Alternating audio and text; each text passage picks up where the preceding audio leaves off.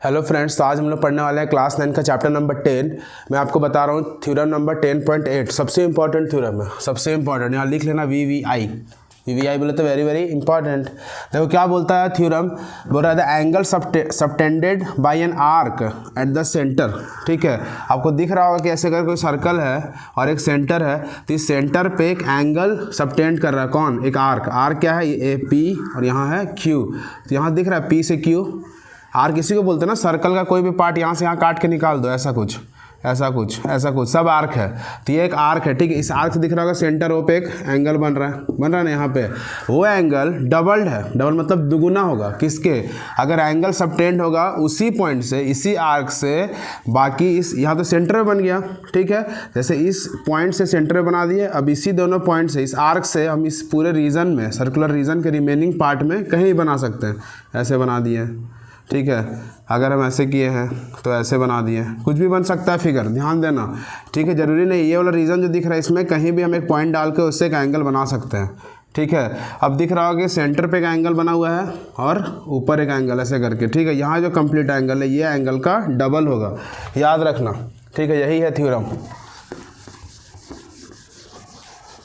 दो एंगल दिख रहा होगा, ठीक है। एक एंगल पी ओ क्यू ये वाला, और ये का एंगल, ये एंगल इस यहाँ पर जो एंगल बन रहा है उसके डबल है। चलिए स्टार्ट करते हैं लिखना।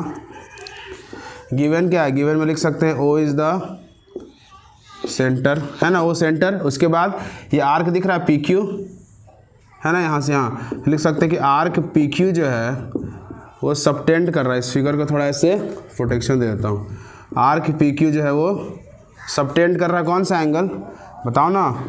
एंगल पी ओ क्यू कहाँ पे? सेंटर ओ पे कर रहा है। उसी तरह और कौन कर रहा है? एक और कर रहा है ना, आर्क पी क्यू एक और कर रहा है। किसको? देखो ऊपर दिख रहा है, कौन सा? P A Q, angle P A Q कर रहा है। कहाँ पे कर रहा है? किस पॉइंट पे? ए पॉइंट पे। देख लो, ये आर्क पी क्यू ओ पे ये एंगल पी ओ क्यू बना रहा है। Arc P Q angle P O Q बना रहा है ओ पे, और वही arc P Q angle P A Q बना रहा है। कहाँ पे? ए पॉइंट पे। यही चीज़ हमको गिवन है। हमको प्रूफ क्या करना है कि ये जो सेंटर पे जो बना रहा है पी ओ क्यू वो क्या होगा? डबल होगा। किसके? पी ए क्यू के। जैसे अगर इसका मान 30 है, इसका मान अगर 30 है तो इसका मान कितना आएगा? देख लो, 2 से गुना हो रहा है ना, तो 60 आ जाएगा। मतलब यहाँ पे 60 बनेगा तो यहाँ पे 30 बनेगा। तो ये वाला डबल हुआ। सेंटर पे जो बनेगा वो बड़ा एंगल है, वो डबल है। ठीक है, इसका 2 गुना है। यही प्रूफ करना है।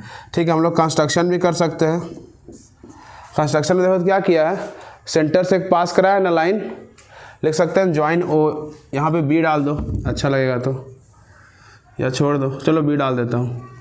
ठीक है, यहाँ लिख सकते हैं ज्वाइन कहाँ? ओ ए टू कहाँ तक? बी तक, है ना। देख लो, ओ ए को ज्वाइन किया कहाँ तक? बी तक।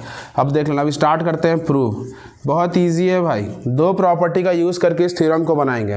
पहला प्रॉपर्टी समझा देता हूँ कि अगर कोई भी एक ट्रायंगल है, इसका कोई 2 साइड इक्वल है, अगर 2 साइड इक्वल है या फिर आइसोसेलेस ट्रायंगल है, तो अगर 2 साइड इक्वल तो इसके सामने में जो एंगल बन रहा है, दिख रहा है ये वाला, और इसके सामने ये वाला, ये दोनों एंगल आपस में इक्वल होते हैं। अगर साइड इक्वल है तो उसके दोनों अपोजिट एंगल इक्वल है। उसी तरह अगर एंगल इक्वल होता है तो उसके दोनों अपोजिट साइड इक्वल हो जाते हैं। याद रखना, रीजन होता है angle opposite to equal sides are equal. वो लगाएंगे। एक और प्रॉपर्टी लगाएंगे, दूसरा प्रॉपर्टी एक्सटीरियर एंगल प्रॉपर्टी।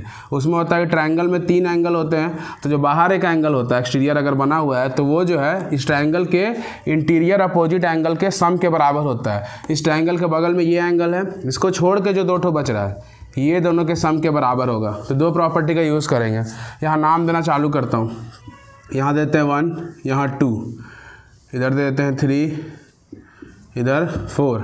अब दिखेगा एक ट्रायंगल दिख रहा है ऐसा कुछ, बोलो दिख रहा है? नहीं बोलते हो, बोल रहे हो? अच्छा चिल्ला रहे हो। यहाँ दिख रहा है ए पी ओ पी, ये दिख रहा है ए ओ पी दिख रहा है। ये वाला साइड और ये वाला साइड के बारे में पता है क्या? देख लो, ओ ए और ओ बी ये दोनों क्या है? रेडियस नहीं है। ओ से गया है रीजन पे और ओ से गया सर्कुलर रीजन पे, दोनों रेडियस है। अगर ये दोनों इक्वल है तो इसके सामने में कौन सा एंगल बन रहा है? ये वाला। इसके सामने ये वाला, और जो तीसरा साइड दिख रहा है इसके सामने तो यहाँ बन रहा है, तो उससे हमको मतलब नहीं है। दिख रहा है ना, अगर ये दोनों साइड बराबर है तो ये दोनों एंगल बराबर होंगे। होंगे ना, यही प्रॉपर्टी यूज़ करना। कैसे? Angle opposite to equal sides are equal. ठीक है, लिखेंगे इन ट्रायंगल POA, पोआ दिख रहा है ना, POA, तो हम लोग बोल सकते हैं ना क्या, OP इक्वल टू OA। क्यों? क्योंकि रेडियस है। देख लो OP और OA रेडियस है। अगर OP और OA इक्वल है तो उसके अपोजिट में कौन सा एंगल है? एंगल 1 और एंगल 2 लिख सकते हैं। देख लेना, अपोजिट में अगर OA और OP लिखते हैं तो OA का अपोजिट में 1 होता है, जो भी है सब चलेगा। यहाँ रीज़न क्या लिख सकते हैं? Angle opposite to equal sides are equal. देख लो ऐसे रीज़न लिखाएगा। ठीक है, अब इसको मान लो इक्वेशन 1। अब इसी तरह एक और इक्वेशन लिख सकते हैं। ठीक है ना, दिख रहा होगा दूसरे ट्रायंगल में। यहाँ एक लाइन ऐसे खींच देता हूँ। ठीक है, अब आगे चलते हैं। इधर तो नीचे आपको दिखेगा नहीं, मैं इधर बताता हूँ, अभी बहुत बड़ा होने वाला है। ऊपर का रीज़न मिटाऊंगा, एक बार स्क्रीनशॉट ले लेना, फिर दूसरे बार करना ट्राई। ठीक है, नीचे जगह है नहीं, थोड़ा नीचे जा सकते हैं, आपको दिखा देता हूँ। चलो एडजस्ट कर लेते हैं थोड़ा। ठीक है, अब दूसरे जाएंगे दूसरा ट्रायंगल में उसी तरह। कौन सा ट्रायंगल? इन ट्रायंगल क्या है? POA था, अब लेंगे हम लोग QOA। और यहाँ भी क्या होगा? OQ और OA आपस में इक्वल होंगे, है ना, OQ और OA। एक बार ये ट्रायंगल लिए, इस बार OQ और OA दिख रहा होगा, वो दोनों भी रेडियाई है। तो इससे क्या होगा? देखो यहाँ लिखा हुआ है एंगल 3 और एंगल 4, तो एंगल 3 और एंगल 4 आपस में बराबर हो जाएंगे। इसको मान लेते हैं इक्वेशन 2। और यहाँ भी सेम रीज़न लिखाएगा, मैं रीज़न नहीं लिख रहा हूँ, आप लोग लिखना। Angle opposite to equal sides are equal. देख लो ऐसे होगा ना, इक्वेशन 1 और इक्वेशन 2 दो मान लिया ना, दोनों आपस में इक्वल है। एक है इक्वेशन 1 और एक है इक्वेशन 2। ये हो गया प्रॉपर्टी खत्म। क्या लगा? Angle opposite to equal sides are equal. फिर से बताता हूँ, यहाँ एक ट्रायंगल बन रहा है तो इससे 1 2 बराबर हो जाएगा। यहाँ एक ट्रायंगल बन रहा है OAOP, तो इससे 3 और 4 बराबर हो जाएगा। याद रखना, बीच से काट के किया गया। अब जाते हैं एक्सटीरियर एंगल प्रॉपर्टी लगाते हैं। यहाँ पे एक नाम देता हूँ 5 और यहाँ देता हूँ 6। फिर से जाएंगे उसी ट्रायंगल में, कौन सा? POA में। देखो लिख सकते हैं by using exterior angle property.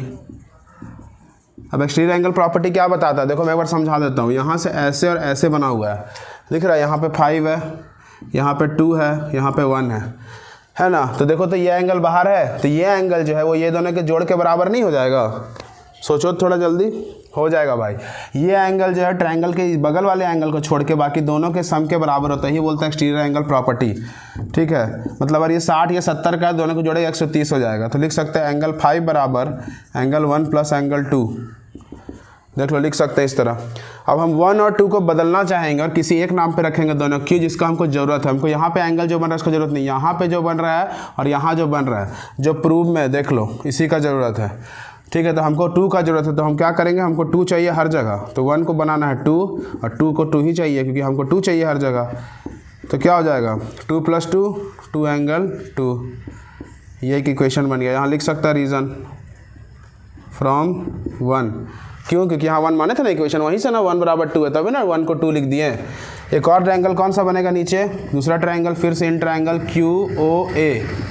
देख लो, जिस तरह यहाँ है ना QOA, इस तरह फिर यहाँ POA लिए, फिर QOA ले रहे हैं। इस बार क्या करेंगे? फिर से एंगल जो 6 है, फिर से लिख सकते हैं एक्सटीरियर एंगल प्रॉपर्टी। एंगल 6 जो 3 और 4 के सम के बराबर होगा, 3 + 4 के। अब हमको ज़रूरत किसका है?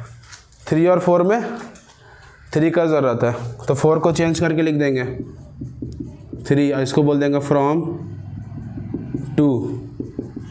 तो अब क्या कर सकते? 3 + 3 2 एंगल 3। देख लो, इसको भी ज़्यादा माने तो इसको A मान लो, इसको B मान लो। ठीक है ना, दिख रहा है? बहुत बढ़िया। ठीक है, अब देख लो फिर से क्या किया। 1 बराबर 2 था, 3 बराबर 4 था। इस 5 को 1 + 2 कर सकते हैं, तो 1 को बदल के 2 लिख दिए और 6 को 3 + 4। हमको 4 की जरूरत नहीं है, 3 का जरूरत है, तो 4 को बदल के 3, तो 3 3 2 एंगल 3। अब हम दोनों इक्वेशन में क्या करेंगे? ऐड करेंगे। चलो इधर ही हट जाएगा लग रहा है। 2 फिगर क्यों बना है वो भी समझा दूंगा। ठीक है, ऐड करते हैं।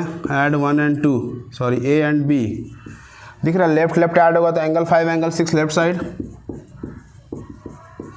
राइट होगा तो 2 एंगल 2 2 एंगल 3, तो 2 एंगल 2 प्लस 2 एंगल 3। अब ये 5 प्लस 6 को लिख सकते हैं POQ, देखो आ गया आंसर। और 2 कॉमन ले सकते हैं तो यहाँ बचेगा एंगल 2 प्लस एंगल 3, फिर एंगल POQ, और फिर 2 एंगल 2 और एंगल 3 को क्या ले सकते हैं PAQ, एंगल PAQ। यही तो था प्रूफ कि जो सेंटर पे एंगल बना रहा है वो उसके क्या हो जाए, डबल हो जाए। अब इसको स्क्रीनशॉट ले सकते हैं, ऊपर में थ्योरम कट रहा है तो थ्योरम तो आपको पता ही है, उसको काट सकते हैं, ठीक है। इसके बाद जो फिगर 2 है वो थोड़ा सा बचा हुआ है, देख लो। फॉर फिगर 2 हल्का बता देता हूँ। फिगर 2 को भी ऐसा फिगर अगर एग्जाम में है तो कैसे करेंगे। अब देखो यहाँ पे एंगल POQ बना था तो यहाँ पे बनेगा, हमको इस एंगल का बात करना है, लेकिन यहाँ POQ कहाँ बन रहा है, यहाँ बन रहा है, हमको बात करना है इसके बाहर वाले एंगल को। तो अगर यही चीज़ लिखा हुआ है, अब यहाँ पे वो एंगल कौन है पहले समझना, बहुत ईजी चीज़ है, ठीक है। हमको ये एंगल पता है, ये एंगल और ये एंगल, लेकिन हमको क्या चाहिए, पीछे वाला ना। तो इस POQ को क्या लिख सकते हैं, हमको अगर पीछे वाला चाहिए तो क्या कर सकते हैं, पीछे वाला क्या बोलेंगे, रिफ्लेक्स ना, रिफ्लेक्स POQ हमको पता करना है। 2 एंगल PAQ, यहाँ पे ये होगा इस हिसाब से, लेकिन हमको PAQ तो नहीं पता है, POQ तो क्या लिख सकते हैं, इसको रिफ्लेक्स POQ लिख सकते हैं। 360 minus angle POQ equal to 2 angle PAQ, यही है प्रूफ। दूसरा फिगर यही होगा, देख लो। फिर से बताते कैसे किए। हमको जैसे नीचे का एंगल चाहिए था तो यहाँ भी हमको नीचे का चाहिए, लेकिन हमको अब देखा जाए तो POQ तो हमको ऊपर का पता है, तो कैसे लिखें। अगर ये 60 है तो ये पूरा पीछे वाला कितना होगा, कैसे, टोटल तो 360 होता है, तो 60 घटाएंगे तो 300 बचेगा। तो कैसे लिखा जाए इसको, तो इसको अगर जानना है, पीछे वाला अगर हमको जानना है तो क्या करेंगे, पूरा में से ये घटा देंगे। तो देख लो पूरा है 360 डिग्री, उसमें से पीछे ऊपर वाला घटा दिए, ऊपर वाला घटाएंगे तो ही ना होगा। तुम देख सकते हो बहुत ईजी है भाई। हमको नेक्स्ट थ्योरम बता देते हैं, इसका स्क्रीनशॉट ले लो आप। इसके बाद थ्योरम 10.9 बताते हैं।